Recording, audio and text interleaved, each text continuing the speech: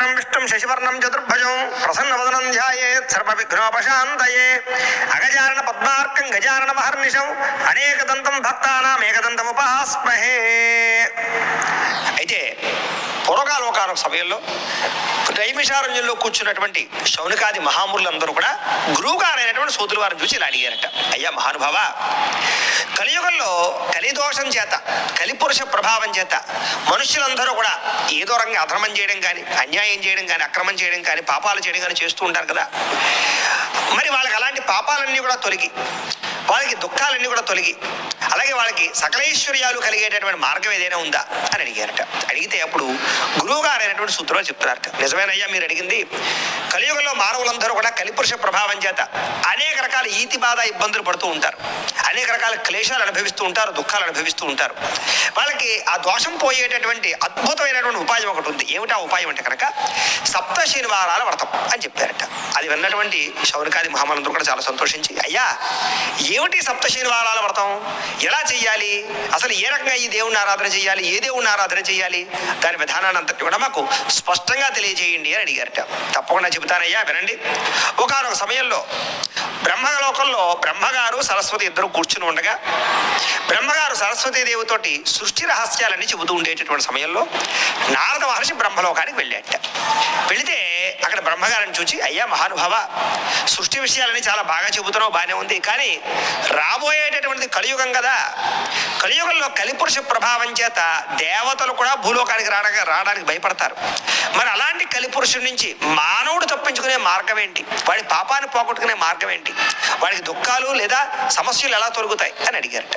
అడిగితే ఇప్పుడు బ్రహ్మగారు చెప్పారట, కంగారు పడకయ్యా, సాక్షాత్తు విష్ణుమూర్తి వారు కలియుగంలో వెంకటేశ్వర స్వామి వారికి అవతార స్వీకారాన్ని చేసి భక్తుల యొక్క సమస్త పాపాలు పోగొట్టి వాళ్ళ యొక్క కోరికలు నెరవేరుస్తాడు, కోరికలు తీరుస్తాడు అని చెప్పారట. సరే, ఆ రకంగానే ఆ కారణం చేతే కలియుగంలో వెంకటేశ్వర స్వామి వారు అవతార స్వీకారం చేశారు. అయితే స్వామివారు అవతార స్వీకారం చేయడానికి కారణం ఏమిటి అన్నట్టయితే కనుక, ఏ రకంగా అవతార స్వీకారాన్ని చేశారు అంటే కనుక, ఒకనొక సమయంలో కలియుగం వచ్చిన తర్వాత కలిపురుషుడికి భయపడి ఋషులందరూ కూడా సత్రయాగాన్ని చేయాలి అని సంకల్పం చేశారు. అయితే ఆ సత్రయాగం చేసేటటువంటి సమయంలో అక్కడికి నారద మహర్షి వారు వచ్చారు. వచ్చి, ఏమయ్యా మీరు అందరూ సత్రయాగాన్ని చేస్తున్నారు, బాగానే ఉంది, అయితే యాగ ఫలితం ఎవరో ఒకరికి ఇవ్వాలి కదా, ఏ దేవుడికి ఇస్తారు అని అడిగారట.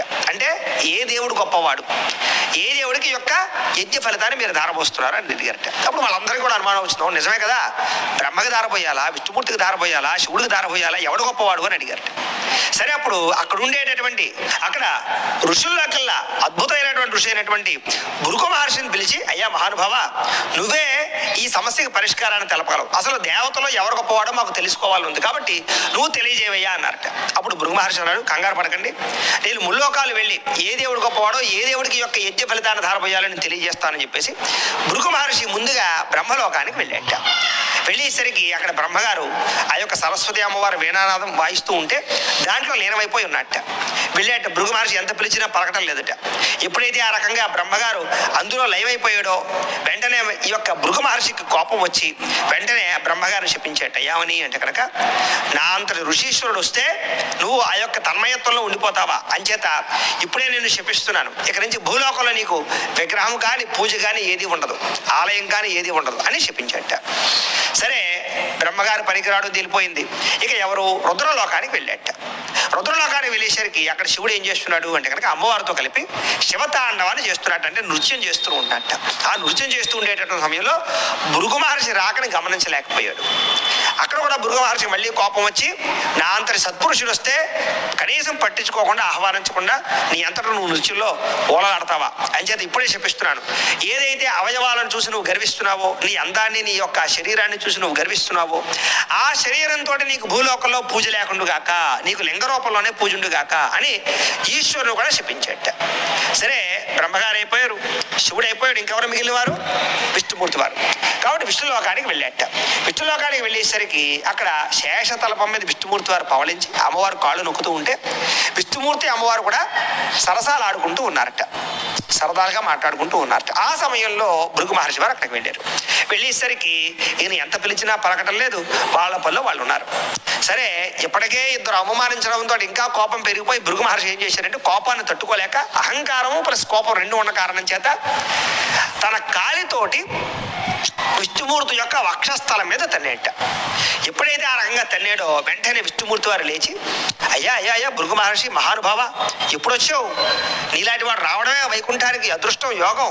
అంచేత నీ పావనం చేత మా యొక్క వైకుంఠం అంతా కూడా పునీతమైంది, దా కూర్చో అని ఆయనకి అంటే భృగు మహర్షి కాలితో తన్నినా కూడా వెంకటేశ్వర విష్ణుమూర్తి వారు కోపపడకుండా ఆయన్ని గౌరవిస్తున్నాడు. ఇది చూసినటువంటి లక్ష్మీ అమ్మవారికి కోపం వచ్చింది.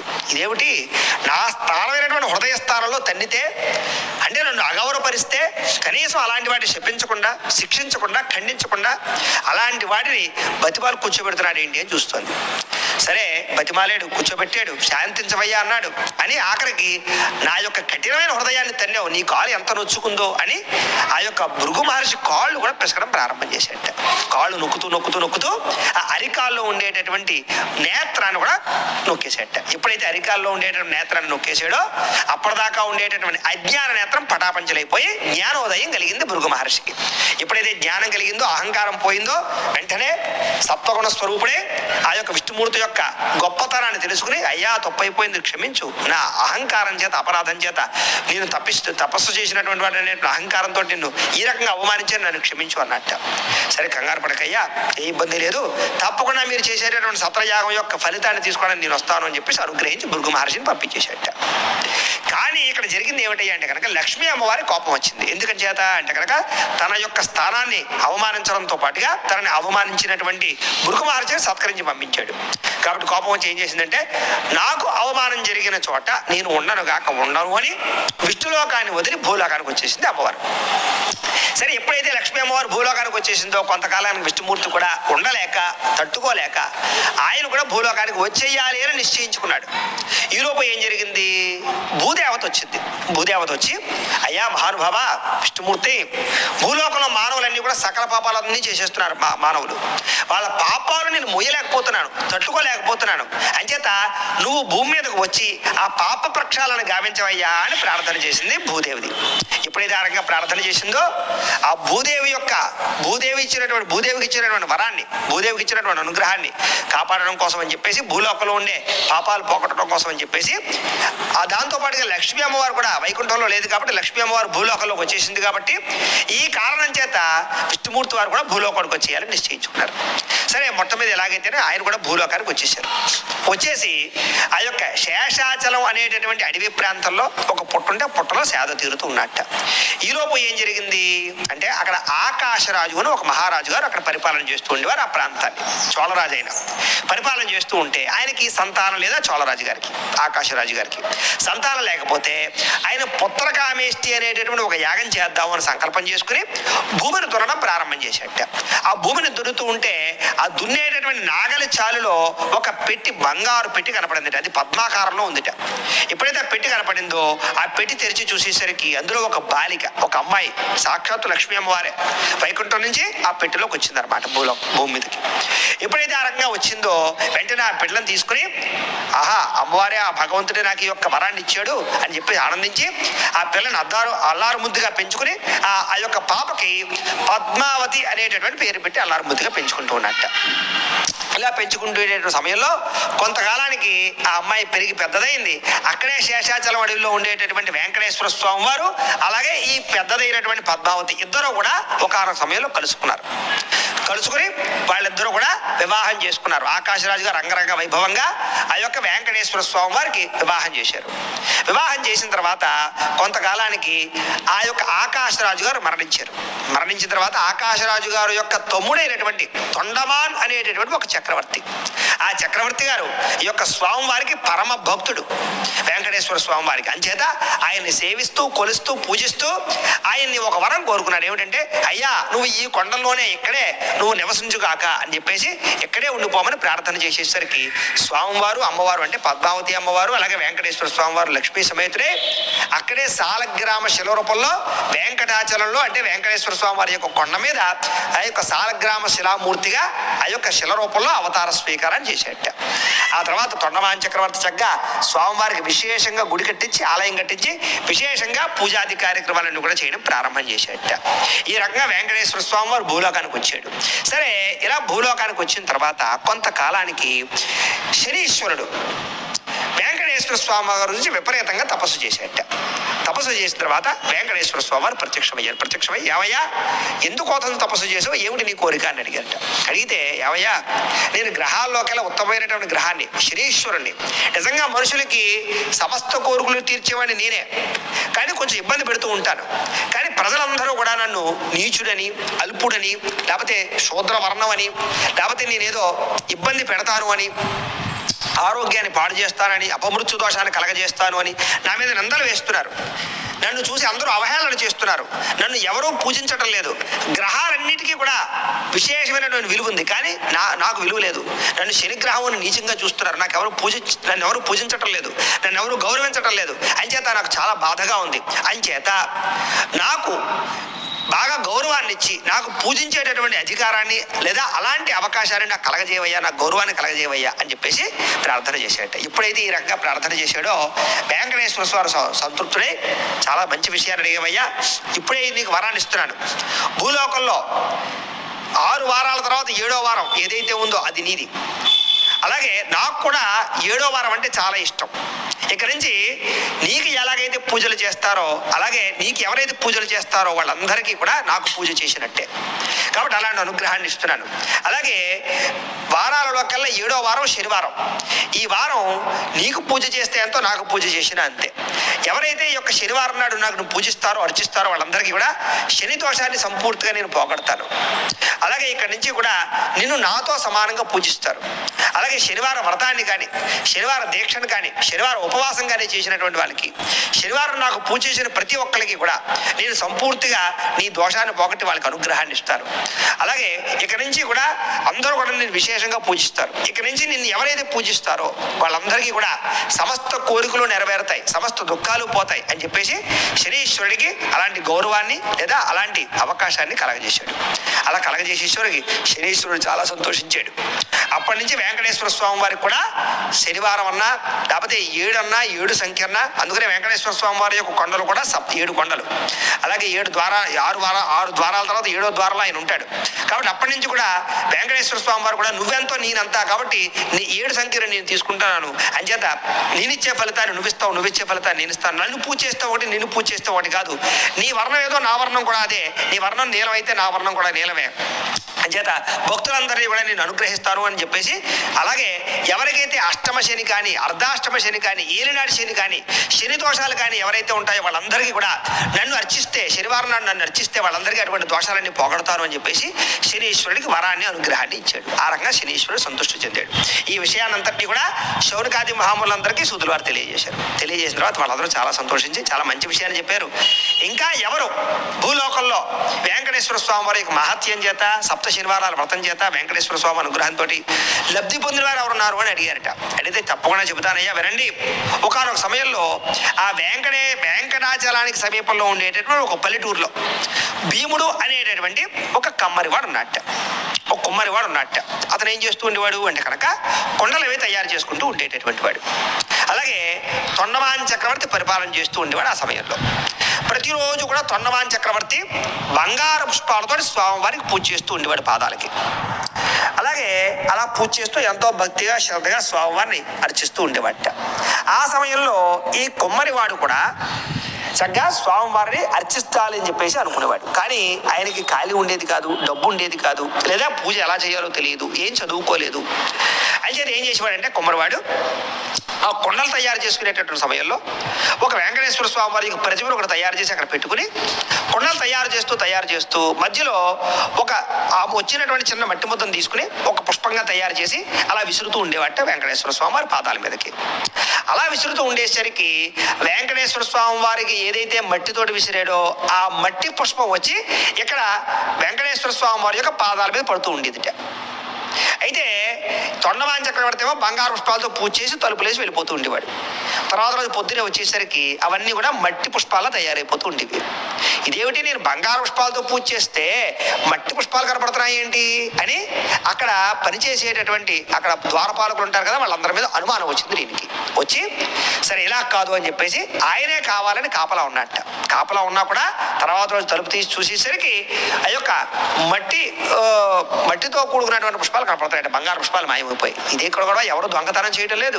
ఈ రకంగా జరుగుతోంది ఏంటి, స్వామివారికి నా మీద ఏదైనా కోపం వచ్చిందా, లేదా నేను చేసే పూజ ఏదైనా దోషాలు ఉన్నాయా అని బాధపడుతూ పడుకున్నట్ట. పడుకుంటే ఆ రోజు రాత్రి కలలో స్వామివారే ఆ తొండమాన్ చక్రవర్తి కనిపించి, అవయ్య కంగారు పడకు, నీకన్నా పరమ భక్తుడు ఒక అతను ఉన్నాడు. అతనే కొమ్మరి పని చేసేటటువంటి భీముడు. అతడు ప్రతిరోజు కూడా ఆ యొక్క మట్టితోటి కొండలు చేసేటప్పుడు కొంచెం మట్టితోటి పుష్పం చేసి నా పాదాల మీద వేస్తూ ఉంటాడు. అతని భక్తికి మెచ్చి ఆ పుష్పాలు నేను స్వీకరిస్తున్నాను తప్ప మరొకటి ఏమీ కాదు అని చెప్పేసి చెప్పేట. అప్పుడు ఆ విషయాన్ని కల్లో ఎప్పుడైతే వెంకటేశ్వర స్వామి అలా చెప్పారో వెంటనే తొండమాన్ చక్రవర్తి అదేంటో చూసి రావాలి అని చెప్పేసి ఆ యొక్క కుమ్మరి భీముడు ఉండేటటువంటి పల్లెటూరుకు వెళ్ళాట. వెళ్ళేసరికి కొండలు చేస్తున్నట్టు భీముడు అలాగే ప్రతిరోజులాగే పుష్పాలు తీసి స్వామివారికి అలాగా విసురుతూ ఉన్నట్ట. అది చూసాడు భీముడు. చూసి చాలా సంతోషించి, ఏవయ్యా నా భక్తి కన్నా నీ భక్తి గొప్పది, అలాగే ఈ కొండతోటి అంటే ఈ మట్టితోటి నువ్వు పూజ చేస్తున్నా సరే స్వామివారు స్వామివారు అనుగ్రహించారు, అసలు ఎందుకు మట్టితో నువ్వు పూజ చేస్తున్నావు అని అడిగట్ట. అడిగితే అప్పుడు కుమ్మరి భీముడు ఏం చెప్తున్నాడంటే, అయ్యా నాకు స్వామివారు అంటే పరమ భక్తి, కానీ నేను స్వామివారిని దర్శనం చేసుకోవడానికి రాలేను, అలాని పూజలు మంత్రాలతో పూజ చేయలేను, నేను చదువుకోలేదు, అంచేత నాకు కొండలు చేయకపోతే నాకు అన్నం ఆహారం లభించదు, అంచేత నేను పోషించుకోవాలి నా కుటుంబాన్ని, కాబట్టి నేను ఈ కొండలు చేస్తూ ఉండాలి తప్ప మానడానికి లేదు, అంచేత నాకు ఖాళీ లేక సమయం లేక ఏం చేయాలో తెలియక నేను భక్తితో ఆ స్వామివారికి ఈ వచ్చేటటువంటి కొండలో మట్టితోటే ఆ పుష్పంగా తయారు చేసి వేస్తున్నాను అని చెప్పాట. అది చూసినటువంటి తొండమాన్ చక్రవర్తి చాలా సంతోషించి ఆ కొమ్మరి భీముడికి విశేషంగా ధనాన్ని బంగారాన్ని అంతటిని కూడా ఇచ్చాట. ఇచ్చిన తర్వాత కొంతకాలానికి స్వామివారు తొండమాన్ చక్రవర్తి కల్లో కనిపించి, ఇక నుంచి నాకు ఏదైతే ఆహార పదార్థాలన్నీ కూడా వండుతారో అవన్నీ కూడా మీరు మట్టి పాత్రలలోనే నైవేద్యాలు పెట్టాలి అని చెప్పేసి కల్లో కనిపించి చెప్పాట. అది కూడా ఆ కుమ్మరి భీముడి యొక్క భక్తికి మెచ్చి అప్పటి నుంచి కూడా ఆ యొక్క కుమ్మరి భీముడి యొక్క భక్తికి మెచ్చి స్వామివారి యొక్క నైవేద్యాలన్నీ కూడా మట్టి పాత్రలోనే స్వామివారి నైవేద్యం పెడుతున్నారు. ఆ రకంగా ఆ కుమ్మరి భీముడు అంత్యమందు సాక్షాత్ విష్ణులోక సాన్నిధ్యాన్ని పొందాడు. ఉన్నంతసేపు కూడా సకలేశ్వర్యాలు పొంది, కాబట్టి అంత విశేషమైనటువంటి ఫలితం స్వామివారికి మట్టితో పుష్పం చేసి పూజ చేసినా భక్తితో పూజ చేస్తే చాలు స్వామివారు అనుగ్రహిస్తారు అని చెప్పేసి ఆ విషయాలంతటి కూడా శౌనకాది మహాములందరికీ కూడా తెలియజేశారు. ఇది విన్నటువంటి శౌనకాది మహాములు చాలా మంచి విషయాలు చెప్పారు. ఇంకా ఏదైనా దీనికి సంబంధించినటువంటి వృత్తాంతం ఉందా అని అడిగారట. తప్పకుండా చెబుతానయ్యా. దేవదత్తుడు అనేటటువంటి ఒక బ్రాహ్మణుడు ఉండేబట్ట. అతను కూడా చాలా పరమ భక్తుడు. సరే, ఈ దేవదత్తుడు ఏం చేసాడు అంటే కనుక ఒకనొక సమయంలో ఆయన కాంచీపురంలో ఉండేవాడు దేవదత్తుడు. ఆయన ఏం చేశారంటే ఒకనొక సమయంలో కాశీ నగరానికి వెళ్ళాట. వెళ్ళి కాశీ యాత్ర అంతా పూర్తి చేసుకుని ఇంటికి వచ్చేట. ఇంటికి వచ్చిన తర్వాత సంతర్పణ చేయాలి కదా, మరి అంచేత కాశీ సంతర్పణ చేద్దాము అని చెప్పేసి చక్కగా కూర్చుని ఏం చేసేటు ఉంటే కనుక ఈ యొక్క బ్రాహ్మణులకు భోజనం పెట్టడం కోసం ఎదురు చూస్తూ ఉన్నట్ట. కాశీ సంతర్పణ అంటే బ్రాహ్మణులకు భోజనం పెట్టడం అనమాట. పూజ అంతా చేసుకున్నాడు. సరే, ఎవరైనా వస్తారేమో ఎదురు చూస్తే ఒక చక్కని సన్యాసి వచ్చాడు. వచ్చిన తర్వాత ఆ సన్యాసికి చక్కగా వడ్డన చేశాడు. వడ్డన చేసిన తర్వాత సన్యాసి చక్కగా భోజనం చేసేసి అంతా అయిపోయిన తర్వాత ఆ సన్యాసికి జ్యోతిష్యం బాగా వచ్చు. అంచేత భోజనం అంతా పూర్తి అయిపోయిన తర్వాత, ఏమయ్యా దేవదత్త, నీ జాతకం ఒకసారి పట్టణాన్ని చూస్తానన్నట్ట. పట్టుకొచ్చాడు. జాతకం చూశాడు. చూస్తే ఆ జాతకంలో ఆయుర్దాయం చాలా తక్కువగా ఉంది. ఏమయ్యా నీకు జాతకరీత్యా గోచారరీత్యా దోషం ఉంది, నీకు మృత్యుగండం ఉంది, అయితే ఎంతో కాలం బతకవు అని చెప్పాట. అయితే మరి ఇప్పుడు నన్ను ఏం చేయమంటారు అని అడిగాట. అడిగితే ఏమీ లేదయ్యా, కలియుగంలో శని దోషం వల్ల కానీ, ఏలినాటి శని వల్ల కానీ, లేదా ఈ శని యొక్క ప్రభావం వల్ల కానీ మృత్యుగండాలు కానీ మృత్యు దోషాలు కానీ కలుగుతూ ఉంటాయి. కాబట్టి అలాంటి దోషాలు పోగొట్టేటటువంటి స్వామివారు వెంకటేశ్వర స్వామివారు. కాబట్టి సప్త శనివారాలు వ్రతం చేయవయ్యా నువ్వు.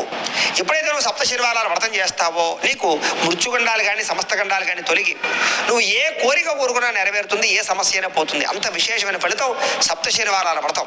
కలియుగంలో మనిషి విద్య కోసం కానీ, లేదా ఉద్యోగం కోసం కానీ, లేదా విదేశాలు వెళ్ళడం కోసం కానీ, లేకపోతే సంతానం కోసం కానీ, వివాహం కోసం కానీ, ఆరోగ్యం కోసం కానీ, వ్యాపారం కోసం కానీ, లేకపోతే ధనం కోసం కానీ, రుణబాధలతో కానీ, కుటుంబ కలహాలతో కానీ, భార్యాభర్తల సమస్యలతో కానీ, అనేక రకాల ఏ సమస్యలతో ఇబ్బంది పడుతూ ఉన్నా ఆ దోషాలన్నీ పోగొట్టేవాడు వెంకటేశ్వర స్వామి. కాబట్టి సప్తశనివారాలు వ్రతం చేయవయ్యా, నీకు ఈ కోరిక తీరుతుంది, ఈ యొక్క మృత్యుగన్నం పోతుంది అని చెప్పేట.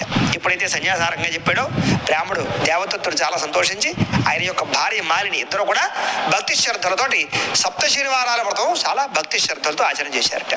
ఎప్పుడైతే ఈ రకంగా సప్తశనివారాల వ్రతం పూర్తి చేశారో కొంతకాలానికి మాలిని అంటే దేవదత్తుడి యొక్క భార్య కలలో స్వామివారే కనిపించి, మాలిని మీరిద్దరూ కూడా చేసినటువంటి పూజకి నేను మెచ్చాను, కాబట్టి సంతుష్టుడే మిమ్మల్ని అనుగ్రహిస్తున్నాను, నీ భర్తకి మరణగండం మృత్యుగండం లేకుండా నేను చేస్తున్నాను. ఏ రకంగా అంటే కనుక రాబోయేటటువంటి జన్మలో ఉండేటువంటి ఆయుర్దాయాన్ని ధారపోసి ఈ జన్మలో మీ యొక్క భర్తకి సంపూర్ణ ఆయుష్ని కలగజేస్తున్నారు. మీ ఇద్దరు కూడా 100 సంవత్సరములు కూడా ఆయుర్దాయంతో ఉండి ఆధ్యాత్మిక కార్యక్రమాలు పాల్గొని భక్తి జ్ఞాన వైరాగ్యంతో చక్కగా యహలోకంలో సకలైశ్వర్య భోగభాగ్యాలు అనుభవించి అంత్యమంది మీరందరూ కూడా విష్ణు సాన్నిధ్యాన్ని పొందుతారు, నా లోకానికి వస్తారు అని చెప్పేసి ఆ దేవదత్తుని మాలిని అనేటటువంటి ఇద్దరిని కూడా వెంకటేశ్వర స్వామి వారు సప్తశనివారాల వ్రతం చేయడం వల్ల అనుగ్రహం చేశారట. దానివల్ల ఆ యొక్క దేవదత్తుడికి ఆ యొక్క శనిగండము, ఏలినాటి శని దోషము, అలాగే మృత్యుగండాలన్నీ కూడా తొలగేయటం. కాబట్టి ఈ విషయాలంతటి కూడా శౌనకాది మహాములందరికీ సూత్రవారు తెలియజేశారు. చెప్పి ఎవరైతే కలియుగంలో నవగ్రహ దోషాలు కానీ, లేదా గోచార దోషాలు కానీ, జాతక దోషాలు కానీ, పూర్వజంలో చేసినటువంటి మహాపాతకాలు కానీ, ఉపపాతకాలు కానీ, కర్మలు కానీ ఏవైతే అలాంటి వాటితో పీడించబడుతూ ఉంటారో వాటి వల్ల ఈ యొక్క జన్మలో దుఃఖాలు కానీ, క్లేశాలు కానీ, బాధలు కానీ, సమస్యలు కానీ అనుభవిస్తూ ఉంటారో అలాంటి వాళ్ళందరికీ కూడా ఈ యొక్క శనివార వ్రతం చాలా పెన్నిది పెట్టు. ఎవరైతే సప్త శనివారాల వ్రతం మానకుండా 7 వారాలు కంటిన్యూగా చేస్తారో ఆ స్వామివారి అనుగ్రహంతో వాళ్ళందరూ సమస్త కోరికలు నెరవేరడమే కాకుండా చాలా తక్కువ కాలంలోనే వాళ్ళ కోరికలు నెరవేరుతాయి. 7 వారాలు పూర్తయ్యేసరికి ఆ కోరికలు నెరవేరుతాయి. అంత విశేషమైనటువంటి ఫలితం సప్త శనివారాల వ్రతం అయ్యా. అయితే ఈ సప్త శనివారాల వ్రతం పూర్తి చేసిన తర్వాత వెంకటేశ్వర స్వామి వారి యొక్క దర్శనం చేసుకోవడము, ఏదైనా ముడుపుంటే సమర్పించడము, తలనీలాలు ఉంటే సమర్పించుకోవడము కూడా చాలా విశేషమయ్యా. అది వీరుని బట్టి ఆచరించవచ్చు, వాళ్ళ భక్తిని బట్టి అని చెప్పేసి సప్తశనివారాల వ్రతం ఎలా చేయాలో దానివల్ల వచ్చే ఫలితం ఏమిటో శాస్త్రోక్తంగా వివరంగా శౌనకాది మహాములందరికీ సూతుల వారు తెలియజేశారు. కాబట్టి మనం కూడా విన్నాం. కాబట్టి సప్తశనివారాల వ్రతం చాలా విశేషము, చాలా అందరూ కూడా ఆచరించవచ్చు. ఇది చిన్న పిల్లల దగ్గర నుంచి పండు ముసలాళ్ళ వరకు కూడా అన్ని రకాల వారు, అన్ని వర్ణాల వారు అందరూ ఆచరించవచ్చు అని చెప్పేసి శౌనకాది మహాములందరికీ కూడా సూతుల వారు తెలియజేశారు. కథాలోపమైన వ్రతాలోపం కాకూడదు. 2 నక్షత్రాలు అక్కడ వేసి 2 నక్షత్రం వేసుకోండి.